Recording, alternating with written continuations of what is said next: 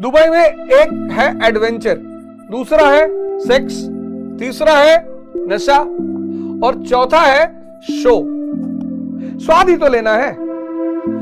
40 ml लेने से तो मन शांत हो जाता है।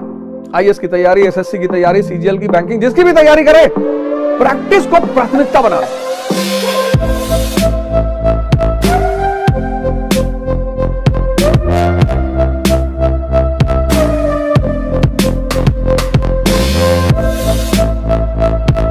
यथार्थ गीता। अब आते हैं अगले श्लोक पर, लेकिन इससे पहले कि हम अगले श्लोक पर आए, आज कुछ चीजों पर विशेषकर चर्चा होगी कि भारत को महान बनाने में जिसने सबसे बड़ी भूमिका अदा की थी वो थी आश्रम व्यवस्था ने। और अगर यह आश्रम व्यवस्था फिर से जीवित हो जाए तो भारत को महान बनने से कोई रोक नहीं सकता। भारत की महानता इस व्यवस्था में थी, आश्रम या गुरुकुल, जिसको मैकाले समझ गया था और उसने कहा मार डालो इनको। उसने कहा मार डालो, यही भारत की महानता का कारण है, इसको खत्म कर दो। और फिर से अगर भारत को महान बनना है तो उसको पुनर्जीवित करना पड़ेगा। क्या है इसका रोल, क्या है इसकी भूमिका, आगे इस पर चर्चा करेंगे। लेकिन आइए 19वें श्लोक पर आते हैं। सा घोषो धृतराष्ट्राणाम हृदयानि व्यादरत नभश्च पृथ्वी चैवम तुमलो व्यनुनादयान। अब सेना तो दोनों तरफ है, सेना कौरवों की भी है, सेना पांडवों की भी है। लेकिन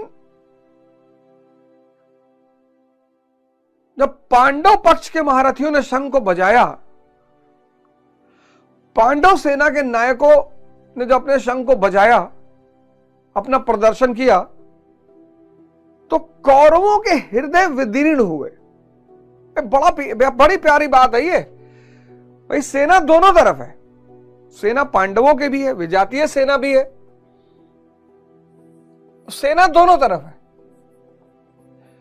सेना पांडवों की भी है और सेना कौरवों की भी है।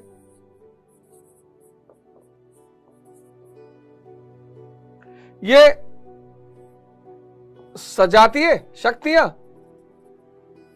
ये विजातीय शक्तियां।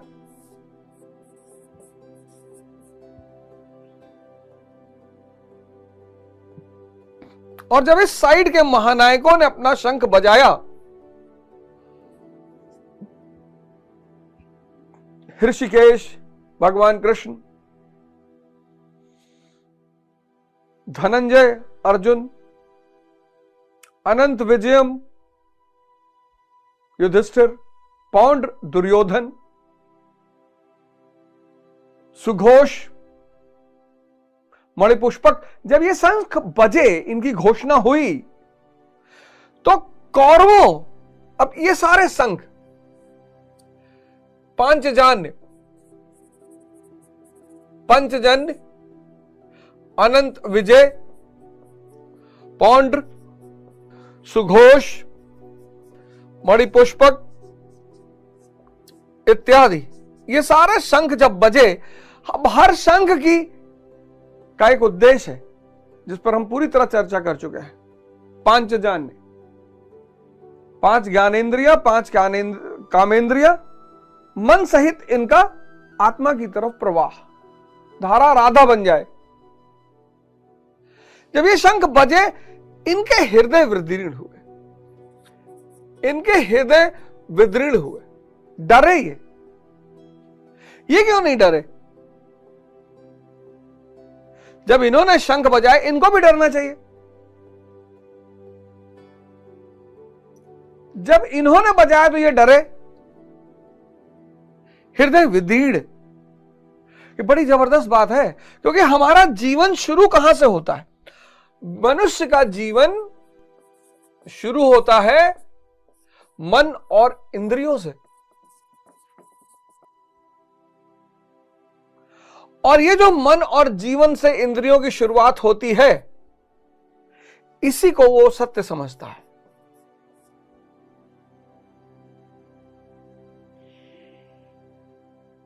इसी को वो सत्य समझता है। सुख और आनंद में भेद नहीं कर पाता। मूवी देखना अच्छा लगता है, कहता यार ये तो एक, कहता मूवी सबको देखनी चाहिए। रिक्रिएशन करने जाता है वो, हम भी जाते थे। मूवी को वो रिक्रिएशन मानता है, शराब को वो फैशन मानता है। कहते हैं तो फैशन है यार, और 40 ml लेने से तो मन शांत हो जाता है, सारी बीमारियां दूर हो जाती हैं। उससे कहो भैया योग से भी होती हैं, ध्यान से भी होती हैं। नहीं वो तो ठीक है, लेकिन शराब, फिर बताएगा कि पश्चिम का पूरा कल्चर तो शराब पर ही चलता है, वो लोग तो योग नहीं करते, हमसे ज्यादा फिट होते। तर्क तो बहुत देगा वो। तो जब मन और इंद्रियों पे ही जीवन की शुरुआत होती है और वही सत्य मालूम होता है,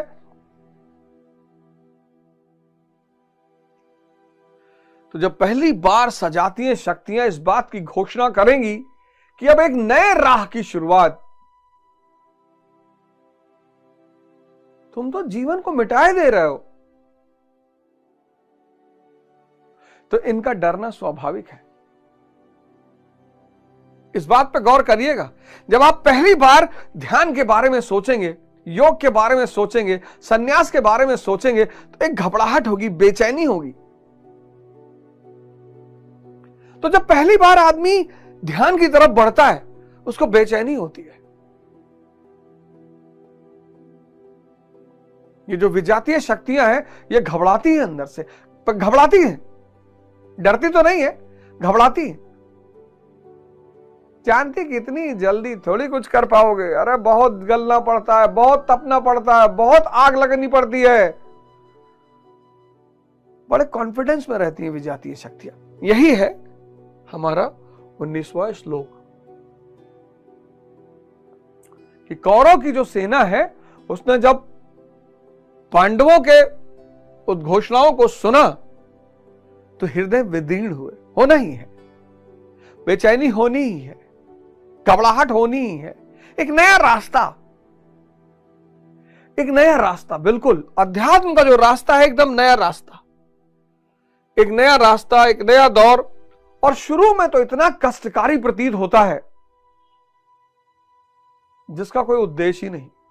लेकिन जब आप अध्यात्म के रास्ते पर जाएं तो दो काम करें, एक तो किसी गुरु से जुड़े और दूसरा किसी आश्रम में कुछ समय जरूर बिताया करें। और ये जो गुरु है आध्यात्मिक, इन पर दिमाग ना लगाएं, ये दिमाग से ऊपर जा चुके हैं। ऐसे काहे देखत रहे, ऐसे काहे कहीं, मिठाई काहे खात हैं, घड़ी पहने 25 करोड़ के, हेलीकॉप्टर से चलाते। आप बस जाएं, आप अपना मन ना लगाएं, वो मन से ऊपर जा चुके हैं। वो आपके गुलाम नहीं है, आपके बंधक नहीं है, आपके दास नहीं है कि आप जो इमेजिन करें।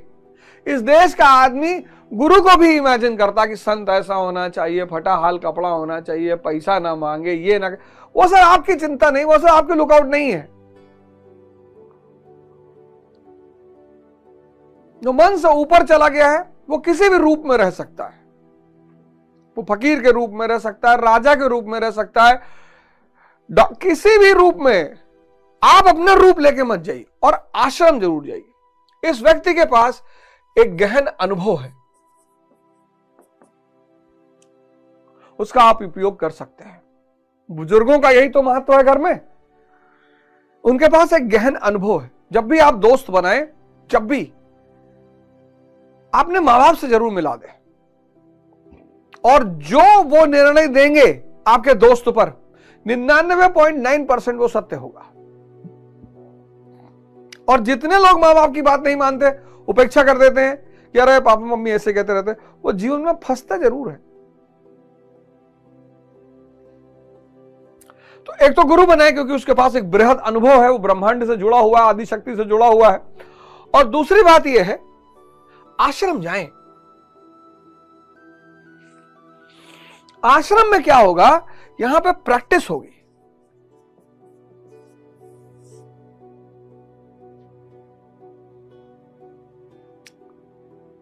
अब प्रैक्टिस का क्या महत्व है? प्रैक्टिस का महत्व यह है, टूथ ब्रश आप सब ब्रश करते हैं। आमतौर पे हम सब दाहिने हाथ का इस्तेमाल करते हैं, तो दाहिने हाथ से जब आप ब्रश करते देखिए कितने स्पीड में करते हैं, खट खट खट खट खट खट खट, खत्म। आज शाम को या कल सुबह जब करें तो बाएं हाथ से करने की कोशिश करें। अगर बाएं से रेगुलर करते हैं तो दाहिने से कर ले, बाएं हाथ से, स्पीड एकदम कम हो जाएगी, ब्रश चलेगा ही नहीं। इसको मैं कहता हूं टूथ ब्रश मॉडल। ब्रश चलेगा ही नहीं। आप करके देखिएगा, आज जिस हाथ से आप डेली करते हैं उससे उल्टे हाथ से करिएगा ब्रश। जैसे मैं दाहिने हाथ से करता हूं, तो जब मैंने बाएं हाथ से शुरू किया, अब क्या बाएं हाथ में ताकत नहीं है? भाई इसी शरीर का हिस्सा है, प्रैक्टिस नहीं है। बहुत बड़ा महत्व है प्रैक्टिस का। जितने लोग प्रतियोगी परीक्षाओं में फेल होते हैं, उसमें एक कारण होता है, वो प्रैक्टिस को महत्व ही नहीं देते। आईएएस की तैयारी, एसएससी की तैयारी, सीजीएल की, बैंकिंग, जिसकी भी तैयारी करें, प्रैक्टिस को प्राथमिकता बना लें। तो जब आप ध्यान के रास्ते पे आएंगे, तो आश्रम एक जगह है जहां एक तो आपको सत्संग मिल जाएगा, दूसरा आपको साहित्य मिल जाएगा, तीसरा आपको सदगुरु मिल जाएगा, और चौथा संगीत। ये चारों मित्र आपको वहीं मिलेंगे। आश्रम में आपको 4 मित्र मिलेंगे। गुरु तो मिलेगा ही, साहित्य मिलेगा आपको, साहित्य के साथ संगीत, भजन कीर्तन होगा यहां पे, तीसरा सत्संग मिलेगा, और सदगुरु तो खैर आश्रम में है ही है, तो वो तो आपको खैर मिलेंगे ही मिलेंगे। और यहां पर प्रैक्टिस होगी। कम से कम 15 दिन का प्लान बनाइए, तो जो हृदय विदीर्णता पैदा होगी, घबराहट पैदा होगी, परेशानी पैदा होगी, वो दूर होगी। और फिर आप इस रास्ते पर आगे चल सकेंगे। 4 मित्र मिलते हैं आश्रम में, 4। और ये 4 मित्र बड़े काम के मित्र हैं, बहुत उपयोगी मित्र हैं। तो आपको ये 4 मित्र वहां मिलेंगे और ये आपको जीवन पर्यंत काम आएंगे। ये तो रहा 19वां श्लोक। 20वां श्लोक 20-21 एक साथ करेंगे। अथ व्यवस्थिता दृष्ट्वा धृतराष्ट्रां कपिध्वजा प्रवृत्ते शस्त्र संपाते धनुरुद्ध धम्म पांडवा हृषिकेशम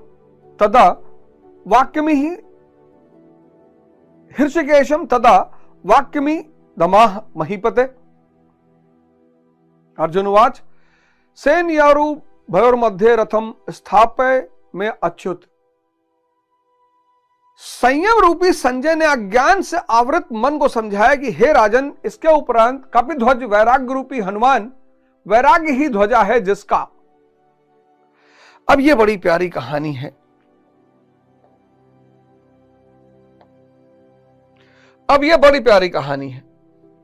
वैराग्य, एक हनुमान जी की एंट्री हो गई महाभारत में।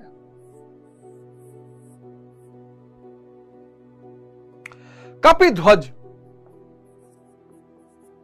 कपि का शाब्दिक अर्थ है बंदर।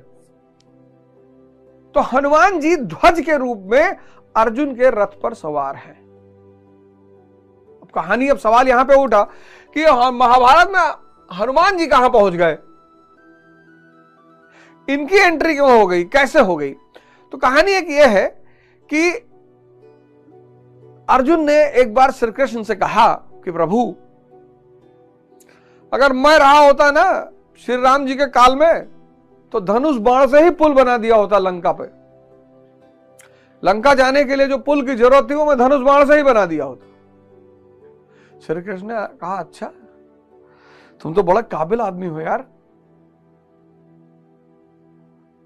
मैं की एक बहुत बड़ी कमी है, वो अपने आप को दिखाना चाहता है, और भगवान की एक बहुत बड़ी विशेषता है, दिखाना ही नहीं चाहते।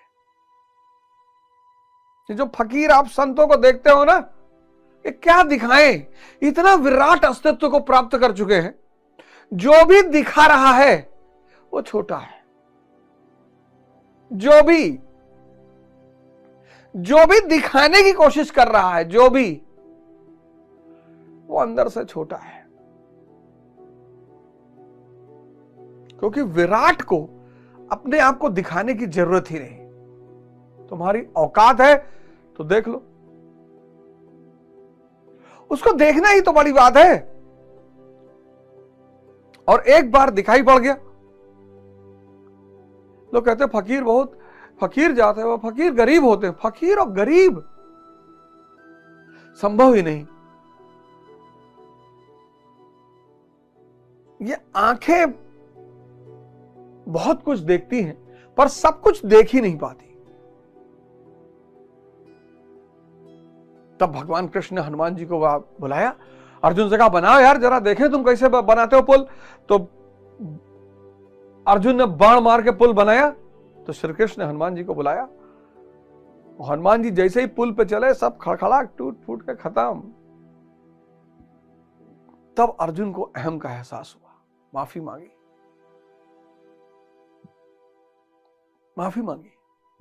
और हनुमान जी ने कहा कि जाओ, जब कभी भी युद्ध होगा तो मैं ध्वजा के रूप में तुम्हारे रथ पे तैयार रहूंगा। ध्वजा, फ्लैग, ध्वजा चिन्ह है। ये चिन्ह हमारा भारत का फ्लैग है, पाकिस्तान का फ्लैग है, बांग्लादेश का फ्लैग है, चिन्ह है, सिंबल। और हनुमान जी किसके सिंबल है? वैराग्य के।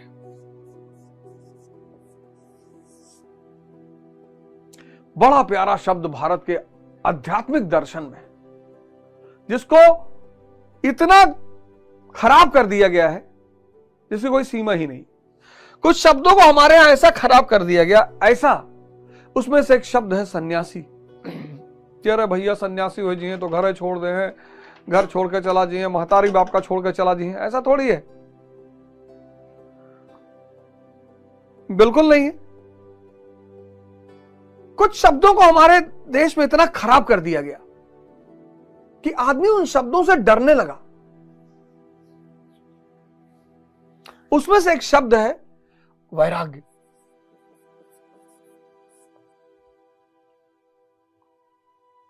बड़ा प्यारा शब्द। अब मैं आपको यहां पे एक और मॉडल दूंगा, दुबई बर्चर मॉडल। बर्चर हमारे गुरु महाराज जी का आश्रम है, और दुबई तो सबने सुना ही रखा है, ऐसा कोई है ही नहीं। आप में से बहुत सारे लोग गए भी होंगे, और नहीं गए हैं तो आपने नाम तो सुना ही होगा, दुबई बर्चर मॉडल। अब ये दुबई बर्चर मॉडल में क्या है कि दुबई जाने की इच्छा सबकी है,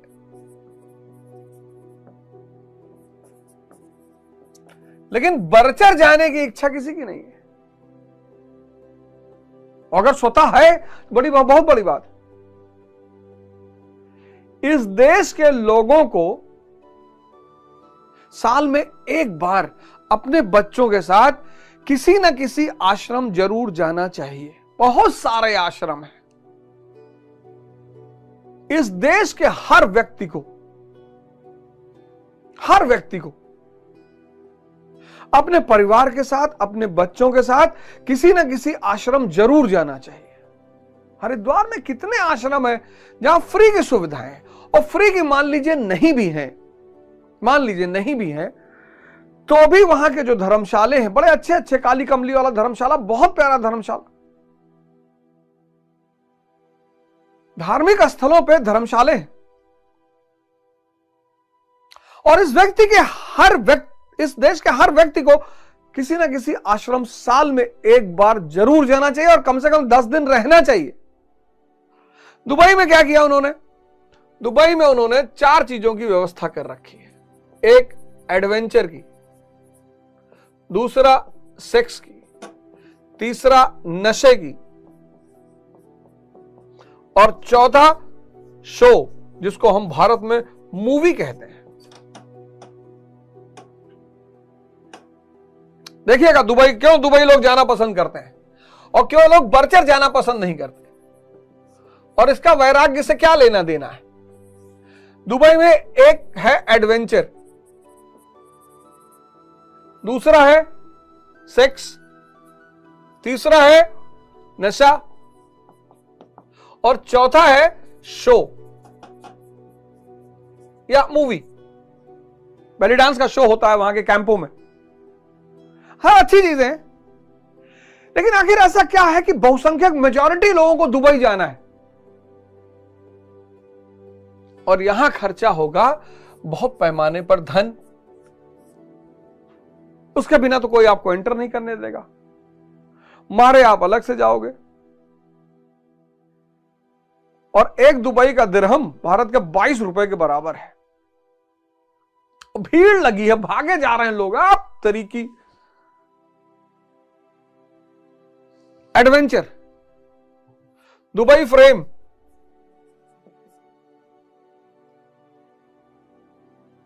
बहुत बड़ी बिल्डिंग है। आप नहीं गए तो उसमें देखिएगा, यूट्यूब पे देख लीजिए, विकिपीडिया पे डाल के, गूगल पे दे, बहुत बड़ा बना है दुबई फ्रेम। बहुत बड़ा होगा, करीब 60-70 मंजिल का फ्रेम। जैसे उसका फोटो का फ्रेम होता है, ऐसे फ्रेम की तरह बनाया है। सीढ़ी से आपको ऊपर ले जाएगा, और जब आप 70-80 मंजिल के ऊपर पहुंचेंगे, 80 मंजिल पे, तो उस पे फ्लोर पे शीशा लगा दिया है। अब 70 मंजिल पे शीशे पे खड़े होकर जो आदमी नीचे देखेगा, उसका मन तुरंत रुक जाएगा, तुरंत।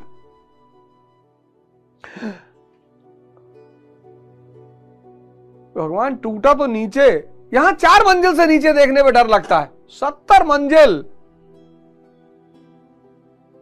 तो जब आप उस शीशे पे चलेंगे ना, आपका मन एकदम शांत हो जाएगा नीचे देखते हुए। ऊपर तो आप देखे ही नहीं पाएंगे, नीचे देखते हुए जब आप चलेंगे, मन एकदम शांत। बुर्ज खलीफा, बुर्ज खलीफा बिल्डिंग है, ये बड़ी फेमस बिल्डिंग है। लोगों का सपना है कि इस बिल्डिंग पर उनका नाम डिस्प्ले हो। 125 मंजिल ले आते हैं 1 मिनट में, और वहां से शहर दिखाते हैं आपको पूरा। कहते फोटो खींच लो। दुबई फ्रेम में ले आके जब आपको चढ़ाएंगे तो ओल्ड दुबई दिखाई पड़ेगा, उतारेंगे तो न्यू दुबई। और जानते हैं प्रति व्यक्ति कितना लेते हैं? कम से कम 5-5 हजार रुपया। यानी एक परिवार में अगर 5 लोग गए तो 6-5 30,000 सिर्फ दुबई फ्रेम देखने के लिए। उतना यहां भी है। फिर अंदर बहुत सारे सामान हैं, खरीदने बेचने वाले, वहां आप 30-40 हजार रुपया खर्चा करके आएंगे। मतलब अगर आप दोनों देखने जा रहे हैं तो 40-50 हजार रुपया खर्चा करके आ पाएंगे। लेकिन आखिर चल क्यों रहा है वो? एडवेंचर। एडवेंचर में मन शांत हो जाता है। जब आप बंजी जंपिंग करते हैं ना, मन शांत हो जाता है। कहने की जरूरत ही नहीं, मरा जा रहा है आदमी, कुछ बोलने की जरूरत ही नहीं, दवाएं ढूंढ रहा है, पढ़ने की दवा नहीं ढूंढ रहा है कि साहब पढ़ने। कोई लड़का मुझे नहीं मिला जो कहे कि सर कोई दवा बता दो जो पढ़ाई का टाइम बढ़ा दे, कि गोली खा ले 6 घंटा बैठ के पढ़े। इसकी दवा ढूंढ रहा है। आदमी के पागलपन का अंदाजा लगाओ तुम। नशा, इसका तो गुटखा खा लिए, तंबाकू खा लिए, बीड़ी पी लिए, सिगरेट पी लिए, फिर क्योंकि मन शांत करना है। 24 घंटे इतनी गति से भाग रहा है, और फिर मूवी या show, belly dance, desert safari कराते हैं। कुदाएंगे गाड़ी इधर उधर, डर के मारे आदमी चुपचाप बैठा रहेगा। और फिर शाम को शो कराते हैं, 7 बजे के आसपास कैंप में ले आते हैं। वहां कई तरह के शो होते हैं, उसमें एक सबसे बड़ा शो जिसका बड़ा ईगरली लोग वेट करते हैं वो है बेली डांस। ये सारे साधन का जो ऑर्गेनाइज करते हैं, सब में मन शांत हो जाता है, चुप। इस मन शांति का मजा आता है, इसका मजा नहीं आता। इससे मन शांत होता है, इस मन की शांति का मजा आता है, पर व्यक्ति को पता ही नहीं चलता। इसलिए कहते हैं ना, साधु महात्मा ये सब नहीं करते, जरूरत ही नहीं। तुम भी तो मजे के लिए ही कर रहे हो, उनको जरूरत ही नहीं। ये सारी चीजें बिना श्रम के, सबसे बड़ी बात, बिना श्रम के मन शांत कर देती। कोई श्रम नहीं, पैसा खर्चा करो, आपको श्रम ही नहीं करना, वो आपका मन शांत करा देंगे। इसीलिए संसारी की बहुत बड़ी दौड़ है पैसा कमाने की, क्योंकि जब कोई दूसरा आपको मन को शांत करेगा किसी भी तरीके से, उसका वो पैसा लेगा। अब तुम चाहते हो कि 24 घंटा तुम्हारे सामने नाच चलता रहे। अब कोई लेडी या लड़का 24 घंटे तो नाच नहीं पाएगा, तो हर घंटे बाद एक नया आदमी बुलाना पड़ेगा और वो पैसा लेगा। 12 आदमी तुमको चाहिए डेली, 20,000 रुपए पे, 12 दूना 24, 2,40,000 पर डे का तुम्हारा खर्चा होगा। इसलिए जितना ज्यादा माया होगी उतना ज्यादा संसार में उलझना आसान हो जाता है। बस यही माया का महत्व है। ये श्रम, कोई श्रम नहीं करना, कोई श्रम ही नहीं करना, और मन शांत हो जाएगा, बस पैसा लगेगा। बर्चर, अब बर्चर अगर आप जाना चाहते हैं,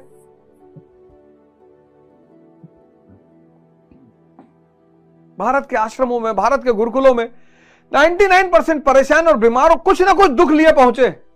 दुबई कोई दुख लेके नहीं जाता।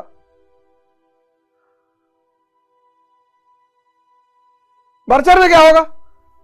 यहां आपसे श्रम कराया जाएगा। यहां आपके पास धन नहीं है, कोई बात नहीं, धन की जरूरत ही नहीं। श्रम,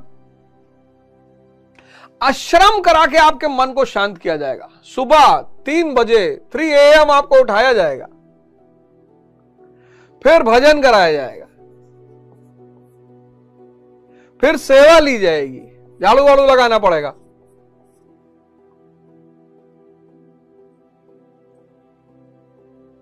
इन सब में श्रम करना पड़ेगा। 3 बजे सुबह, दिसंबर, मैं तो एक बार बर्चर में था, 3 बजे भाई साहब बाहर निकलने में लग रहा था हाथ ही जम जाएगा।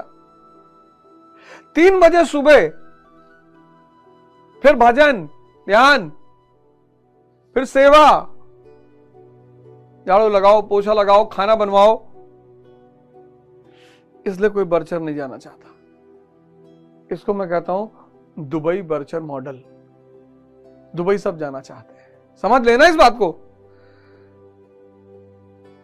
जानते तो सब लोग हैं, समझना, जहां धन मन शांति का माध्यम बन जाए और मजा आने लगे, वहां सब जाना चाहते हैं, बस पैसा हो जाए। और जहां श्रम करके मन शांत हो, वो आश्रम है, वहां पैसे की जरूरत ही नहीं। खिलौने क्या है? बड़ा अच्छा आविष्कार है मानव का खिलौना। और बचपन में बच्चे को हमारा कितना लगाव होता है खिलौनों से। बचपन में ये खिलौने अपने लगते हैं,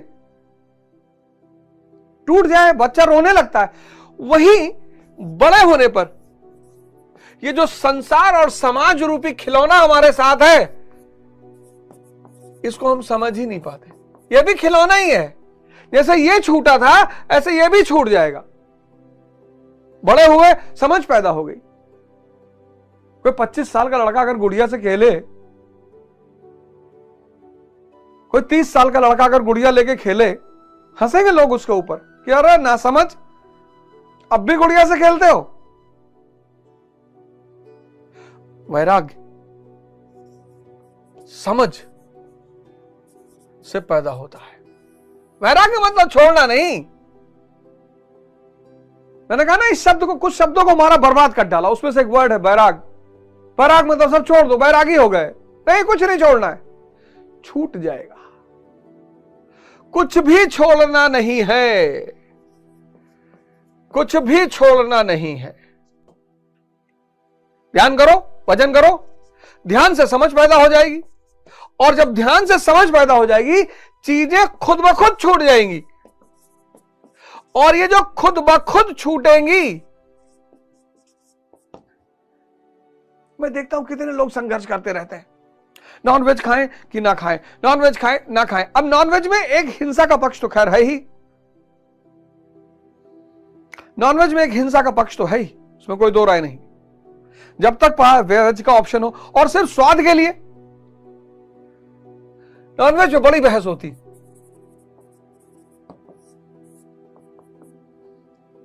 बड़ी बहस, खाएं कि ना खाएं। अब अगर सिर्फ आप स्वाद के लिए खा रहे हैं, स्वाद के लिए अगर हिंसा की जा रही है, तो बड़ी निम्नतम स्थिति मानी जाती है।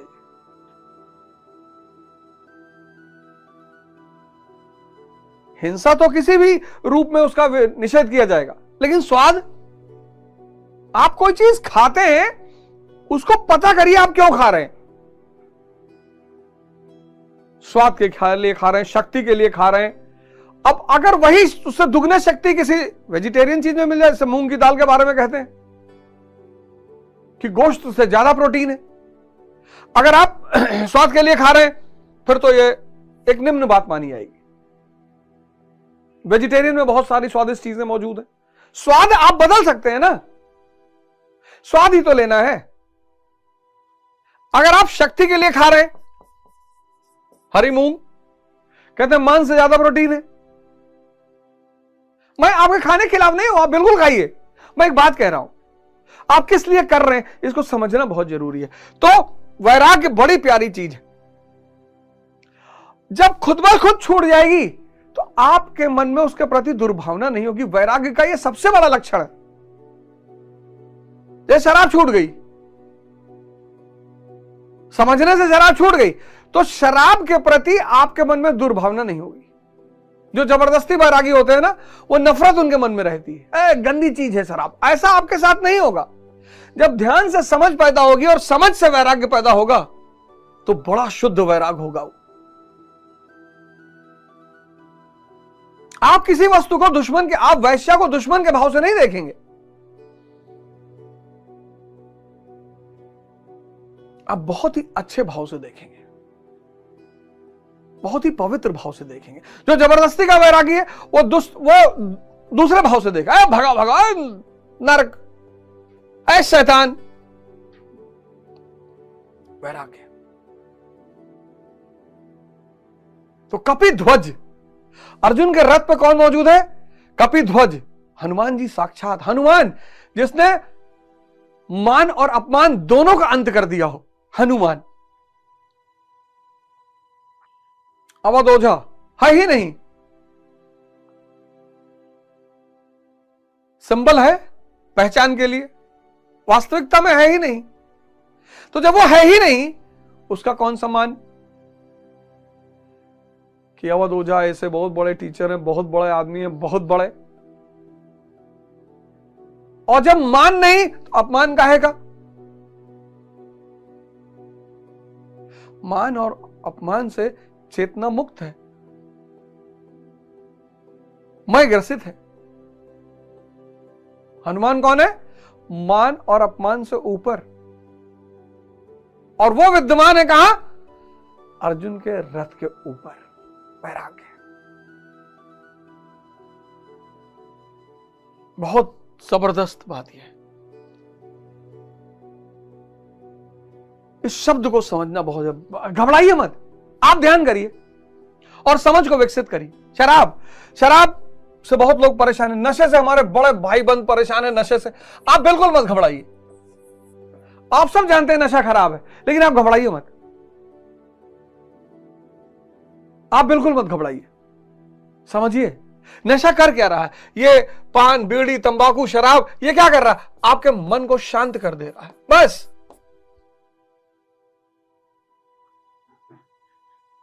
आज जो व्यक्ति है, आज देखिए हमारे समाज में कितना डिप्रेशन है, कितना तनाव है। आज व्यक्ति शराब पीने का बहाना ढूंढ रहा है। इंडिया जीत गई तो शराब पी लेंगे, नहीं जीती तो शराब पी लेंगे, दोनों स्तर में पी लेगा। उसको सिर्फ एक काम करना है, अपने मन को शांत करना है। अब डॉक्टर कहा हो तो कोई बात नहीं है, और शांत करके बेहोशी की स्थिति में, यह बेहोशी चाहिए, कोई विचार नहीं। शराबी की एक स्थिति ऐसी आती है, मैं तो व्यक्तिगत अनुभव है मेरा, शराबी एक स्थिति ऐसी आती है जब वो बेहोश पड़ा रहता है 4-5 घंटा,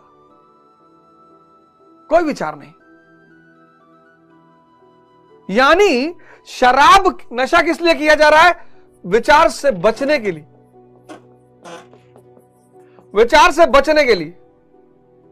सिगरेट किस लिए पिया जा रहा है? मन को शांत करने के लिए। तंबाकू मन को शांत, सारे नशे मन को शांत करने के लिए। मन शांत होगा मतलब विचार रुक जाएंगे। तो यह काम ध्यान से भी किया जा सकता है।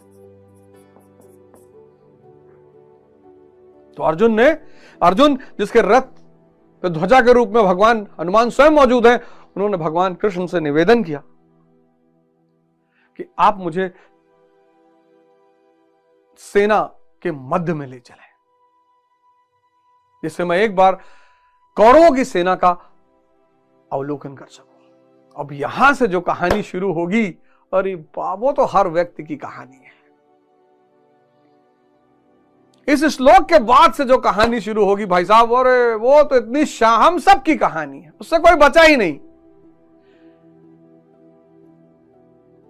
जो नदी के इस पार है वो अर्जुन है, और जो नदी के उस पार है वो श्री कृष्ण है। जो बंधा हुआ है वो अर्जुन है, जो मुक्त है वो श्री कृष्ण है, और हम सब अर्जुन है। और हम सब को महाराज अलगनंद जैसे एक श्री कृष्ण की तलाश है, जो हमारी जीवन रूपी नैया को पार लगवा सके। जय हिंद, जय भारत।